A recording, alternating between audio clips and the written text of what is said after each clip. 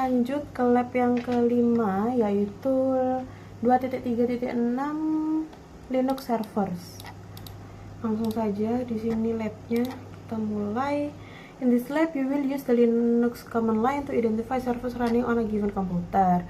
Dengan dua part tertera, yang pertama adalah server dan yang kedua adalah using telnet to test DHCP service-nya. Dengan recommended equipment-nya kita menggunakan security workstation. Oke. Ini ya, karena sudah saya buka, jadi langsung saja. Di sini kita disuruh untuk open terminal. Ini tutup dulu. Oke, sudah kita buka terminalnya. Lalu kita disuruh untuk use the ps command to display all programs running. Oke, yaitu dengan sudo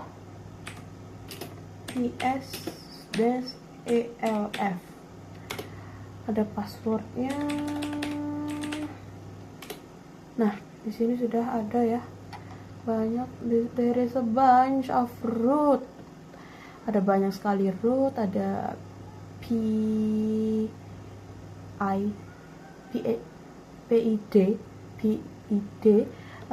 ada PPID juga dan masih banyak lagi. Lanjut aja ya, yang di sini sudah ada di sini.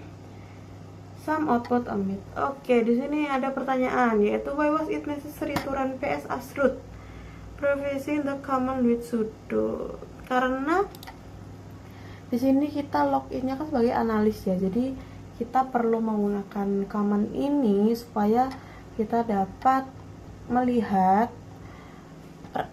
regular user yang sedang di running. Jadi di sini kita ngetiknya sebentar. Oke, di sini sudah saya tulis ya, karena supaya dapat melihat prosesnya ada di regular user. Kita bisa lanjut aja langsung. In Linux, program can also call other programs. Oke, kita coba langsung ketik aja. Ini di sini sudo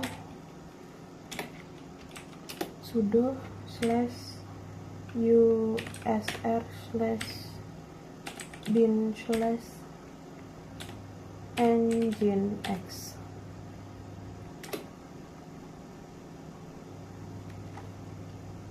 USR. Oke, sedikit tipe. Bin engine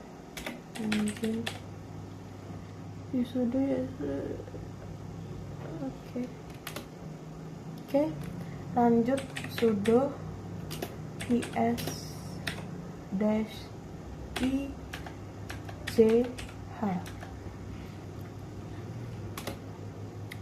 Oke, password tidak diperlukan. How is the process hierarchy represented by ps? Hierarkinya, oke. Di sini kan terdapat lengkungan ya. Nah, lengkungan ini dia menjelaskan kedudukan dari ini ya tadi, dari data ini yang ada di dalamnya. Jadi kalau semakin ke kanan dia tuh semakin menjelaskan sebagai anakan ya. Jadi semisal ini ada like DM, dia sebagai parentsnya, dan yang di bawahnya ini semakin melengkung, itu menandakan dia sebagai anakannya gitu. Jadi kalau ditanya how is the process hierarchy represented, dengan apa ini, lengkungan, dengan lengkungan kali ya, lengkungan. As mentioned before, servers are essentially programs, often start by the system itself a boot time. Okay, the next start command is a great tool to help identify the level servers running on a computer. Oke, kita langsung coba aja di sini di terminalnya, kita ketik net start.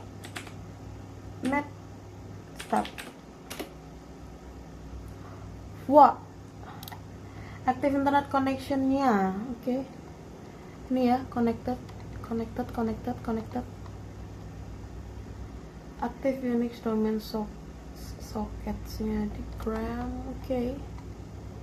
Di sini ada yang di gram, di sini ada yang stream. Oke, kita lanjut aja. As in above, netstat returns lots of information when used without option. Many options can be used to filter and format the output. Use netstat with the pakai tunap ya. Di sini kita to adjust the outputnya. Untuk ngefilter outputnya kita menggunakan sudo netstat tunap. Nah, di sini active internet connection udah ya, di sini ya sudah difilter. Halo, what is the meaning of the option in the netstat? Use my netstat to answer. Berarti di sini kita disuruh main netstat. Nah, di sini kita ditanyakan dash t dash, bisa diperbesar nggak ya? Dash t dash u dash n dash e sama dash p artinya tuh apa? Di sini ada yang p. Dash p adalah program, show the PID and name of the program to which each socket belongs. Yang A ini untuk all, show both listening and non-listening sockets with the interfaces option, show interfaces that are not up. Lalu apa yang belum? TUN ya. Di sini bisa dicari kok, guys. Di bawah. Sebentar biar saya carikan dulu. Di sini sudah saya tulis ya. Lanjut. Is the order of the option is important to netstat?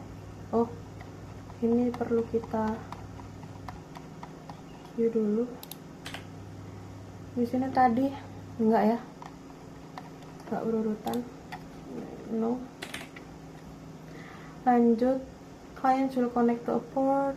The first column show port 6. Yang ini ya. Yang ini tadi. Based on the netstat output shown in item, what is layer 4? Port 80 yang ini. Sebentar.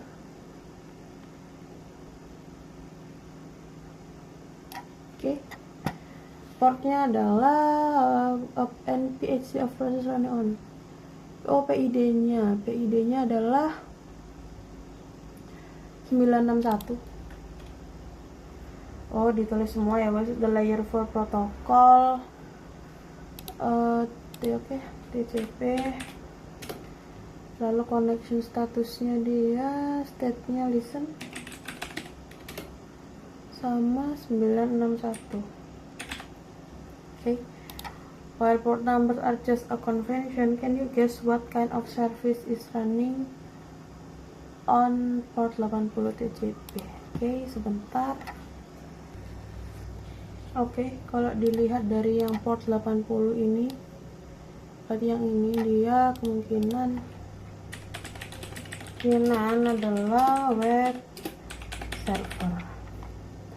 Lanjut, sometimes it is useful to cross the information provided by netstat.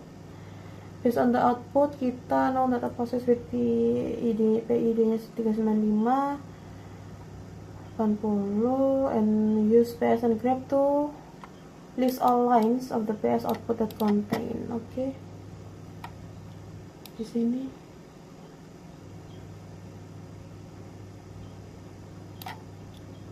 kita grep.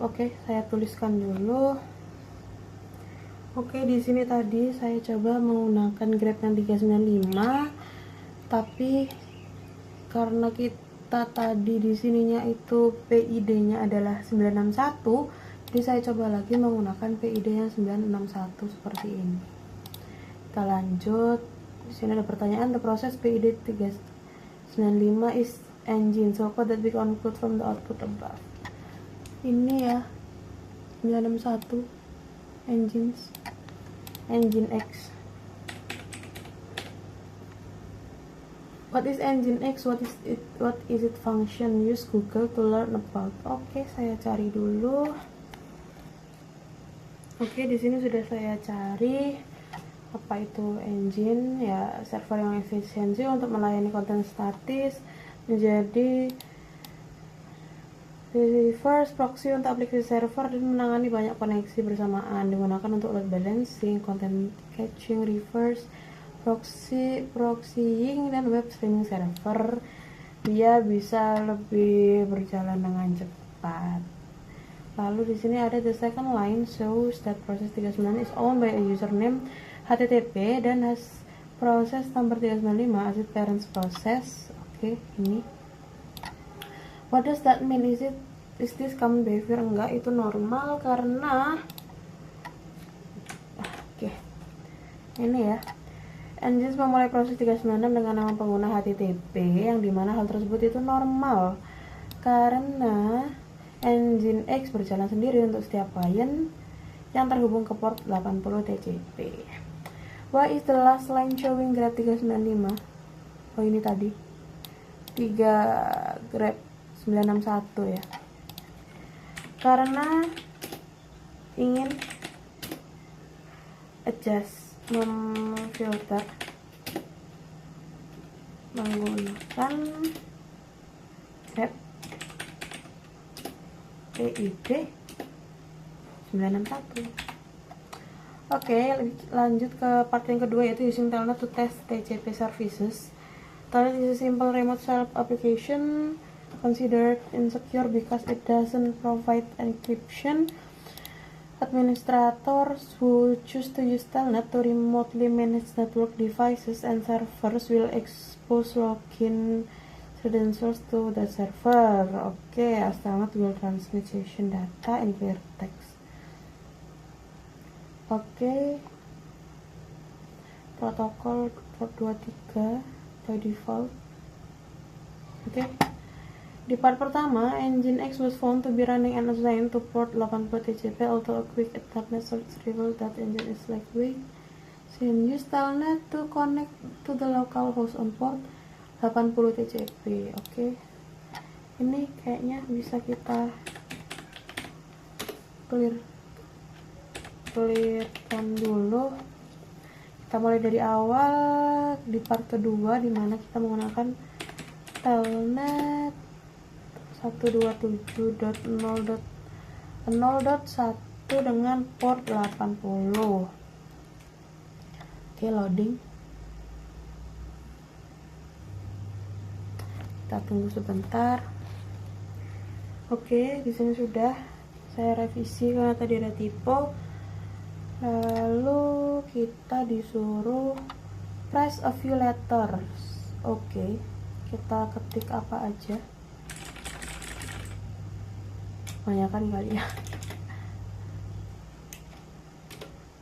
Nah, ini menandakan bad request. Iya, sesuai ya sama yang ini tadi. Press enter below is the full output including the Telnet connection establishment and the random key pass. Okay.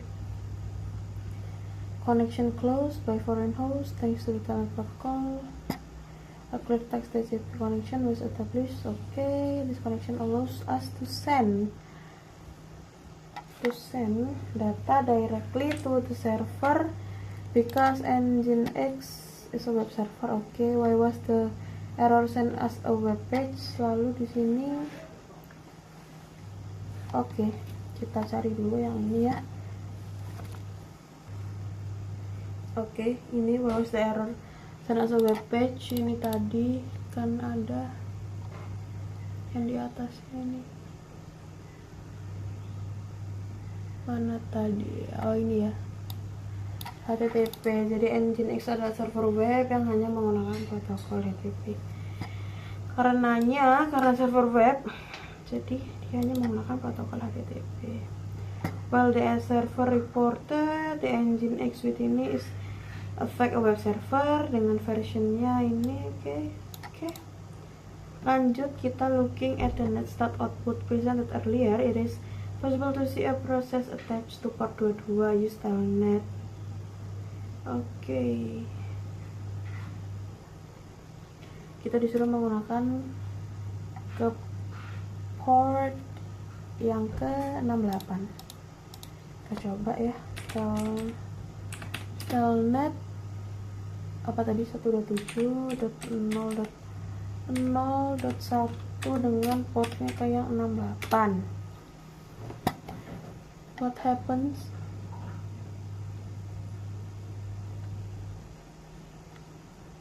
Oke, di sini ada kesalahan sebentar.